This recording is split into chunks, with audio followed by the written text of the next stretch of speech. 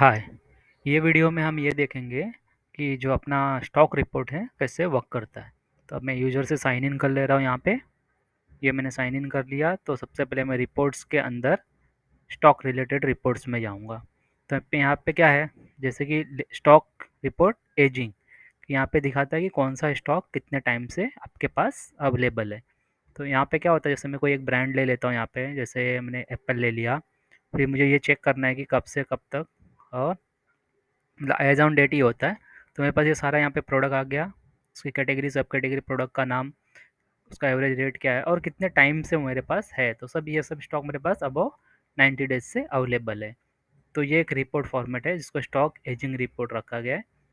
यहाँ पे ये सारे फिल्टर्स अप्लाई किए हुए हैं जो मास्टर से आते हैं।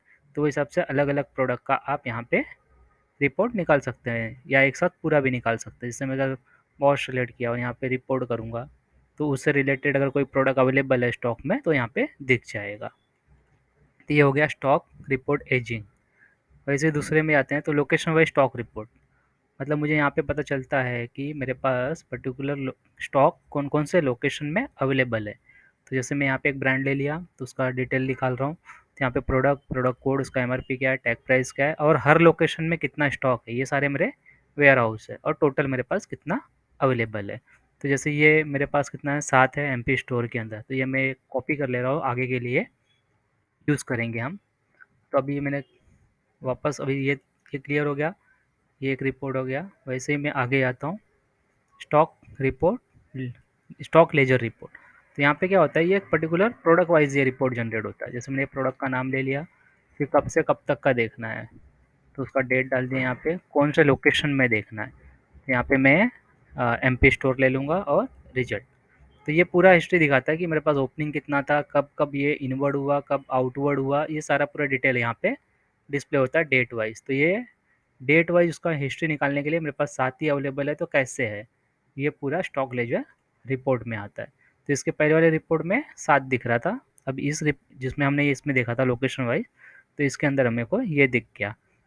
सीरियल नंबर हिस्ट्री, मतलब किसी प्रोडक्ट का सीरियल नंबर का हिस्ट्री चेक करना हो तो यहाँ से देख सकते हैं। तो सबसे पहले हम लोग क्या करते हैं ना, लोग स्टॉक रिपोर्ट सीरियल वाइज एक देख लेते हैं। तो मैं यहाँ पे क्या करता हूँ, अगेन एक ब्रांड ले लेता हूँ, जैसे एप्पल ही ले लेता हूँ मैं, और यहाँ पे लोकेशन डाल दूंगा और रिपोर्ट रन कर दूंगा।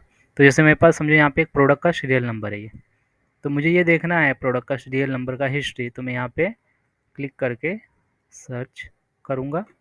तो अब ये रिपोर्ट कब काम आता है, जैसे कि आपके पास एक ही सीरियल नंबर का बिका, फिर वापस में समझो सेल्स रिटर्न हुआ, फिर अगेन आपने उसको स्टोर में लिया, डिफेक्टिव में डाला, फिर किया, तो काफ़ी हिस्ट्री है, तो पूरा उसका यहाँ पे डिटेल आता है। तभी जैसे इसके सामने सिर्फ एक ही आएगा कि आपने इनवर्ड किया या ओपनिंग में डाला हुआ है, क्योंकि ये स्टॉक में है। तो ये आप कोई भी सीरियल नंबर लेके उसका हिस्ट्री चेक कर सकते हैं। फिर वैसे ही यहाँ पे है स्टॉक रिपोर्ट, ये प्रिंटेबल फॉर्मेट में है कि मुझे पूरा स्टॉक जो है प्रिंट करके देना है ऑडिटर को या किसी को या बैंक को। तो उसके लिए से मैंने एप्पल ले लिया यहाँ पे, और यहाँ पे ये पीडीएफ फॉर्मेट में जनरेट होता है।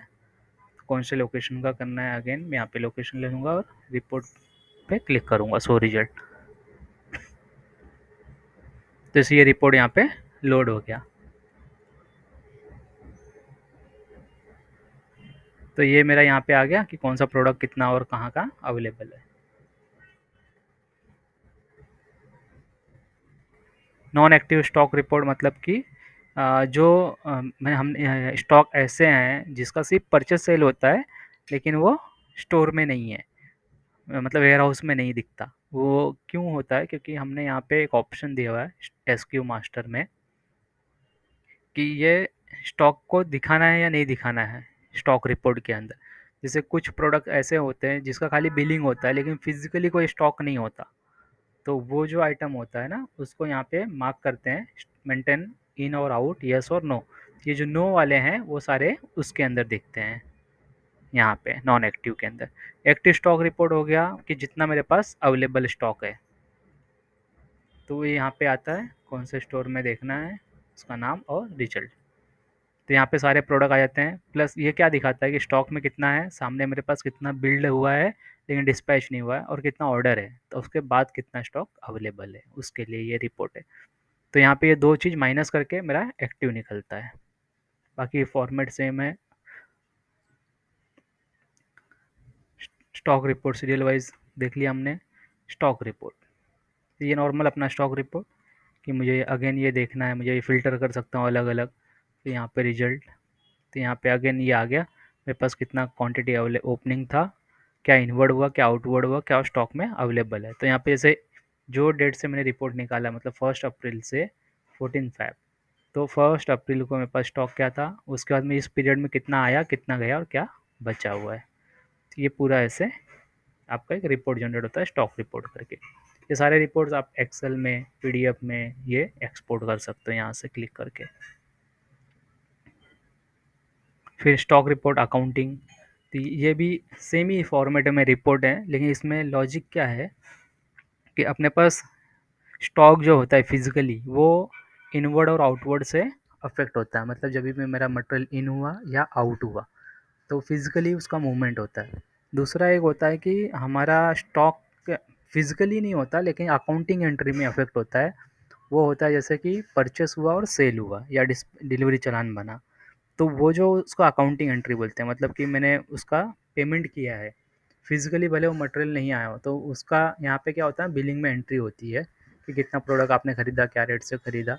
तो ये जो स्टॉक रिपोर्ट अकाउंटिंग है, ये जनरेट होता है सिर्फ अकाउंटिंग एंट्री के हिसाब से जो आपका परचेस सेल हुआ है। और जो बाकी स्टॉक रिपोर्ट थे वो आपका फिजिकल इनवर्ड आउटवर्ड के हिसाब से। तो इसके लिए 2 अलग फॉर्मेट रखा है खाली चेक करने के लिए। फिर सेम स्टॉक रिपोर्ट लेजर भी अपना अकाउंटिंग के हिसाब से। तो ये हो गया अपना स्टॉक रिलेटेड पूरे रिपोर्ट्स की, आप जो भी है चेक कर सकते हो। तो इतने ऑप्शंस अवेलेबल हैं स्टॉक रिपोर्ट के अंदर। फिर यहाँ पे ट्रांसपोर्ट रजिस्टर एक करके है, ट्रांसपोर्टर रजिस्टर। मतलब ये क्या होता है कि आपने जो भी मटेरियल भेजा है, डिस्पैच किया है, किस ट्रांसपोर्ट से किया है, तो जैसे उसका हिस्ट्री देखना हो आपको, यहाँ पे आपका कर सकते हैं फ्रॉम डेट टू डेट। मतलब हर मंथ आपको समझो उसका पेमेंट करना है, तो कौन से ट्रांसपोर्ट से मटेरियल गया, कितना बिल क्वांटिटी हुआ है, तो वो उसका एक यहाँ पे रिपोर्ट आता है कि ये इनवर्ड डेट, ये आउटवर्ड डेट है, सॉरी आउटवर्ड नंबर है, ये डेट है उसका, ये पार्टी है और ये इतना क्वांटिटी उसका डिस्पैच हुआ है। तो एक खाली क्विक रिपोर्ट है यहाँ पे। तो अभी के लिए इस वीडियो में इतना ही। Thank you.